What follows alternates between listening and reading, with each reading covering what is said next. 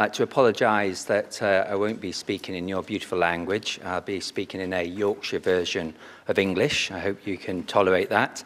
I'd like to say thank you for being invited to this important conference.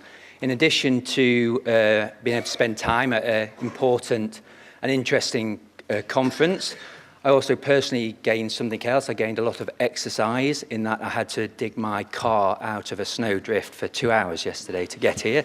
So that was quite welcome as well, so thank you. So yes, my title, Information for Action, how we put in national surveillance data to use, how we informing treatment, testing and prevention activities in the UK. And that's at a national, regional and local level. For a default, most of my slides will be presenting data at the national level. So that's for England, Wales, Northern Ireland and Scotland. I'll first of all present some general trends. I'm then going to concentrate on the two main groups who are at risk of an HIV diagnosis and increasingly in risk of HIV transmission within the UK, and that is individuals of Black African ethnicity, the majority of whom originate from sub-Saharan Africa, and gay men, men who have sex with men. These two groups account for over 80% of our diagnoses. A couple of summary slides at the end, which I'll be presenting as recommendations. So these overall trends. When we're talking about information for action in terms of HIV, at the HPA, we're focusing very much on risk, accurately describing risk to inform these activities for testing, prevention and treatment. To do this, we take a multi-pronged approach in terms of our surveillance. And what we're seeing here is the potential stages of an HIV infection down the bottom. And then we're seeing where our different surveillance systems kick in at these different stages. So at HIV diagnosis, we receive reports from laboratories and clinics. We have all sexual health clinics reporting to our national surveillance. So we do have quite comprehensive data.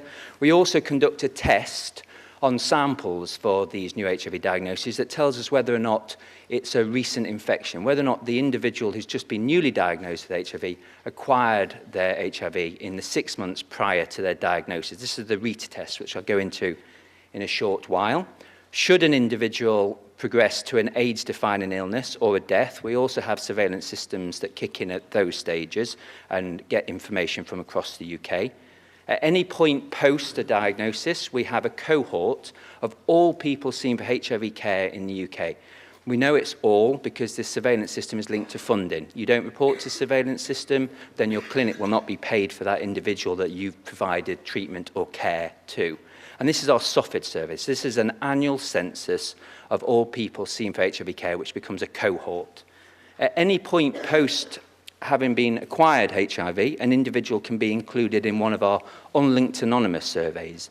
These are a suite, a group of surveillance systems that test samples that have been taken for other reasons. So, for example, amongst gay men, we test samples that have been taken for syphilis testing, and we test for HIV seroprevalence.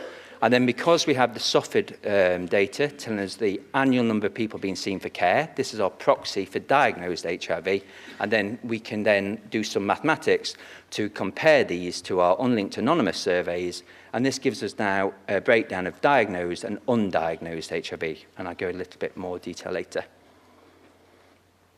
What we have here is a line graph. It's got the years along the bottom, right from the beginning of the epidemic, 1983 to the current day, well, 2011 in this case. And we're seeing lines that represent two of our major surveillance systems. The red line is all new HIV diagnoses, and the blue line is all individuals seen for HIV care. Now, the scale's a bit tricky for the red line, but I've got a few graphs later on. Between 1999 and 2003, 2004, we saw a substantial increase in diagnoses. And then we've seen a slight decline in diagnoses. This is a really distinct trend, and it's raised a lot of questions, some of the questions I'm going to go into in the next few slides.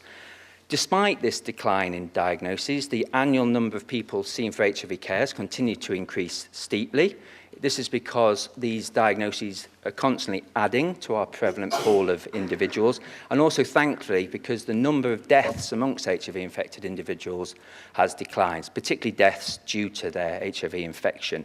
So increase in constant diagnoses, decrease in deaths, we see a constantly increasing prevalent pool. This is taking that red line at the bottom and it's breaking it down. We can do this at the national, regional or local level. And we're breaking it down by the risk that was reported by the individual who was diagnosed to the clinician. The risk they believed led to them acquiring HIV. There's quite a bit going on here. I'm going to focus on two of the lines.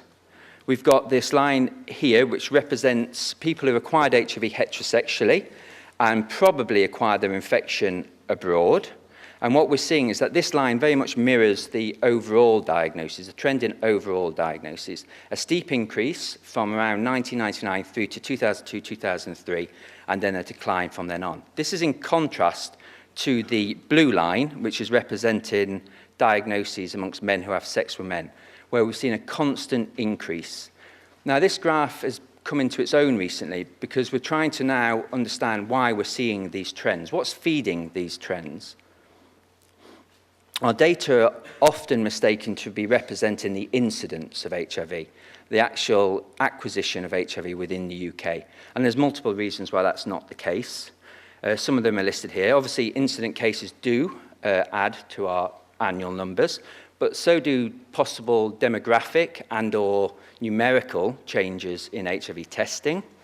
Also, migration has a big influence, particularly migration from countries with a high HIV prevalence.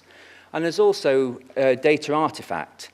Sometimes changes to our system, we're always improving our systems, can lead to changes in trends. We saw some very good slides from the ECDC earlier, and possibly some of those slides are representing artifact.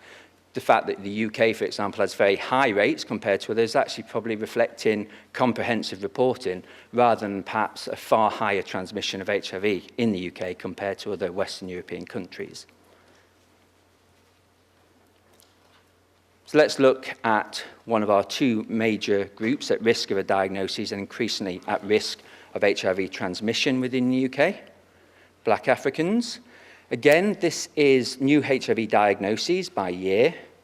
And again, the overall trend, looking at the top line, reflects what we've seen in all diagnoses, a steep increase followed by a decline. And what happened in 2002, 2003 that meant diagnoses were going down? Were we doing far better in terms of prevention? That was unlikely, given this was still a group that was ignored in terms of prevention activities. What it actually was that visa requirements for people travelling from Zimbabwe to the UK were greatly tightened up because of issues that were happening in Zimbabwe under Mugabe. And so, rather than this reflecting success, it was actually just reflecting that people were still living with HIV, but they were living with it in Zimbabwe and not the UK. So this is very important when we think of prevention. When we show a decline in diagnosis, politicians may say, we're doing enough. Well, actually, start scratching the surface, we're not doing enough. Here's another slide that shows why we're not doing enough. Still over half of people diagnosed with HIV in the UK are diagnosed beyond the point which treatment should have commenced. So this 350 cells at diagnoses. This is shocking in that we've provided evidence that a person who is diagnosed late, as compared to somebody who's diagnosed promptly, is 14 times more likely to die in the year following their HIV diagnosis. Focusing on Black Africans, we see that more than 6 in 10 people of Black African ethnicity are diagnosed beyond the point when treatment should commence. And this is in a country with universal access and free access to treatment. People have argued with me that, well, what this is reflecting is, again, another area where we can't do more because people are arriving from sub-Saharan Africa already with late-stage infection. These data suggest that's also rubbish. These are data that represent in the blue our estimates of diagnosed HIV coming from our census of people seen for care. And in red, or purpley, are estimates of undiagnosed HIV coming from our seroprevalence studies. What this is showing is that a substantial number of Black African men and Black African women are living in the UK with undiagnosed HIV. Therefore, there is a time period between arriving in the UK, be it you required it prior or post-arrival, and being diagnosed. This shows more can be done.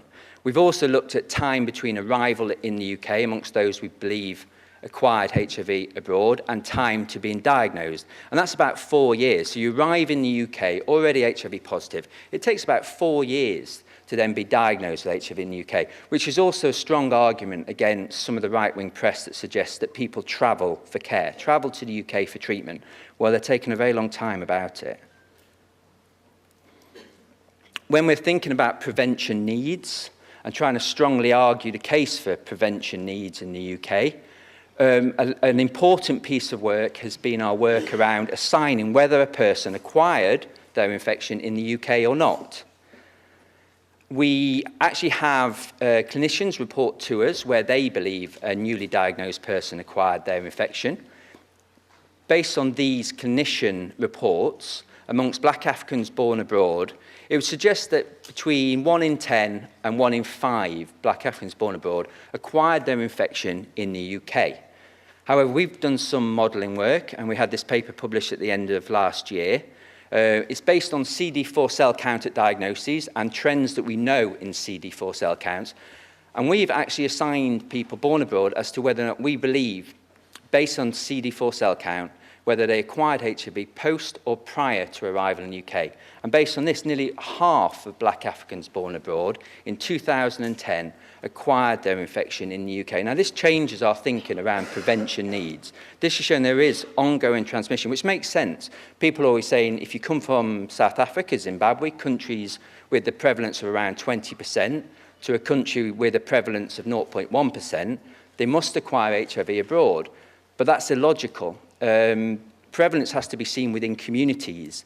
We know there's little sexual mixing within the UK, so the prevalence has to be that's in the African community. And we know that ranges. We had estimates that range between 5 and 14%. We've got estimates of around 10% in London in Black African communities. That's a real risk for ongoing transmission.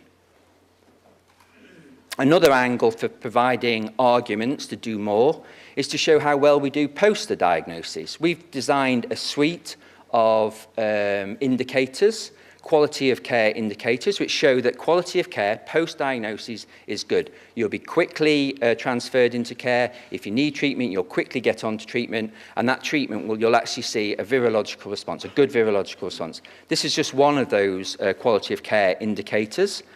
It's showing people in need of treatment who are on treatment. So those with a CD4 cell count below 350 who are actually in receipt of ART. It shows that over time, this 2006, 08, and 10, we're doing better, and that we're actually doing well across most of our main at-risk groups. So there's a quality in this as well. So this is another argument to show, along with the late diagnoses and the undiagnosed HIV and estimates of where a person acquired HIV, that there's a real need to do more amongst Black African communities. Moving on to men who have sex with men. We're looking at diagnoses again from the beginning of the epidemic through to the current day in the top right-hand corner. These are specific to men who have sex with men. We see this increase in the last 10 years.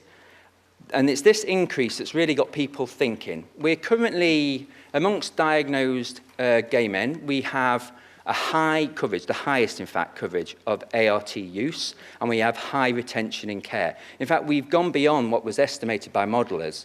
Modelers estimated that we had to get beyond a threshold of 80% of people on antiretroviral therapy to start seeing community viral load decline, to start seeing viral load in the community decline beyond the point where transmission can continue at one, can be replaced. And we've already exceeded this. So if we've already exceeded and treatment for prevention is working, why are we seeing increased numbers of diagnoses amongst gay men? First question is it migration? We've looked at our Office of National Statistics data on migration. Nothing particularly seems to be changing amongst gay men. Makes us think about HIV testing. And there are changes here. The bottom graph is shown in bars the number of gay men who are tested for HIV each year in sexual health clinics, and the red line is showing the proportion of gay men that leave a sexual health clinic having had an HIV test. And it's all good, it's going in the right direction, it increases in testing amongst gay men. However, we conduct every 10 years a large-scale population study of sexual attitudes and lifestyles. So this gives us our denominator to work out with these numerators rates and prevalences amongst gay men. And it would show that between 15 and 25%, despite these increases in testing, between 15 and 25% of gay men each year, aged 15 to 59, are tested for HIV. So it's still actually an overall low rate of testing. Back to this graph of diagnoses and undiagnosed HIV. If HIV testing was fully explaining the trends in diagnosis, this increase in diagnoses, we would see us having inroads into those people who are living with HIV in the UK but remain undiagnosed. We'd also see more prompt diagnoses amongst gay men. We're not particularly seeing this. The rate of late diagnosis remains stubbornly high amongst gay men, and the estimate of around 8,000 gay men living in the UK with undiagnosed HIV has remained also stable. So testing doesn't seem to be fully explaining the trends we're seeing in diagnoses. With our eye on this increase amongst gay men, we introduced this RETA test, recently acquired infections, to diagnoses. This is an in-house avidity test that we apply to samples taken for a diagnostic HIV test. What we're seeing is at the bottom there that around 15% of people who are newly diagnosed with HIV probably acquired that HIV infection within the 6 months prior to diagnosis.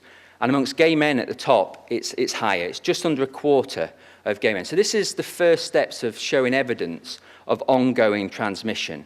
And in fact, if we were to break this down by years, we'll see a slight increase in this proportion of recent infections. But the data are still being sorted out, so we won't read too much into that. I'll skip this one. So colleagues of mine at the University College London, they were really interested in this increase in diagnosis. They knew that ART coverage was high. They knew that prevention programs had been in place for many decades amongst gay men.